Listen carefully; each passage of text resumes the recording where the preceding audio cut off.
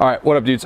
So I've been getting a lot of questions regarding blending progressions and what are blending progressions and why do we do blending progressions, or why I love blending progressions, blah, blah, blah. So for me, I think the biggest point of emphasis, fumble, 10-yard penalty, repeat first down.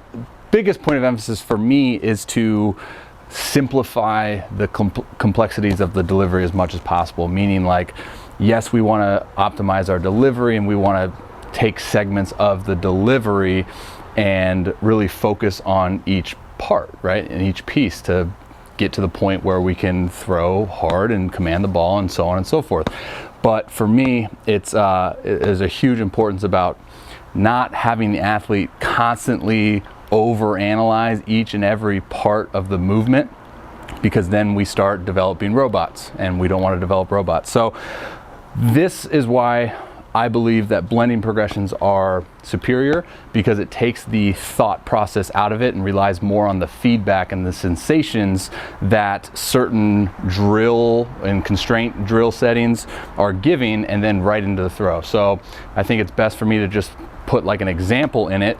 But say we have a kid that's focusing on hand path and arm action progressions, and we use a racket with him because the racket has shown to be mechanically efficient, meaning for some reason that the hands stay connected, the arm action is simple, and it's efficient, okay? So what we want to do is, instead of just saying, okay, do your racket, 10, 10, 10, take a break, and then, all right, now let's throw.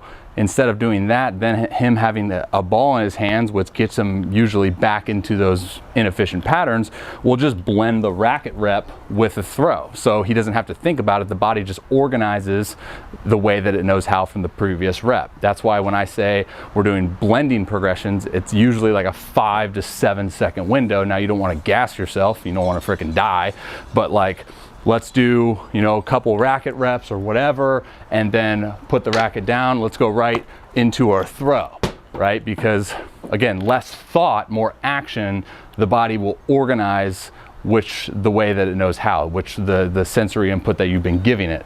Another one would be like a drive leg progression, okay? So say we found really good sensations, really good feedback with him doing, that's probably too low, but him doing some sort of like drive leg box drill progression in his throwing, in his plyo settings or whatever. So we go into one of these, we come up, and boom, we go to throw, and he's getting really good sensations from glute activation, drive leg stability, and all these things. So instead of him having to do like 10 and then break and then, all right, let's now throw, let's just blend that, where you have 2 balls, you go into your deal here, you get that sensation you want in that drive leg, boom, now we go into our throw, into our leg lift throw.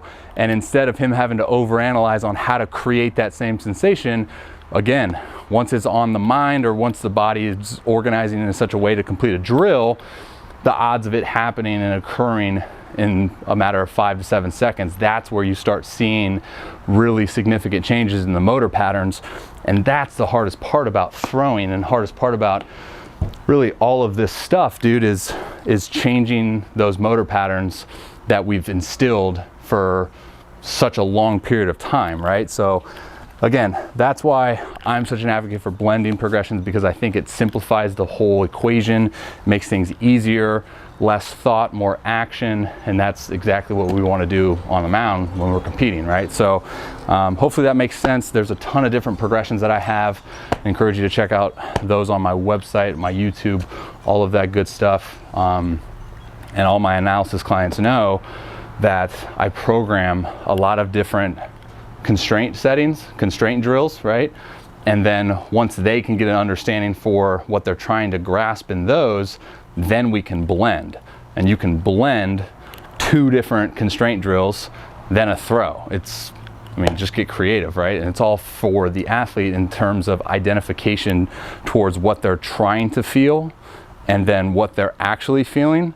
And then we go with that. So then they know how to program XYZ for themselves, and they don't need someone telling them what to do. Good, I'm out. Talk to you guys next time I talk to you guys.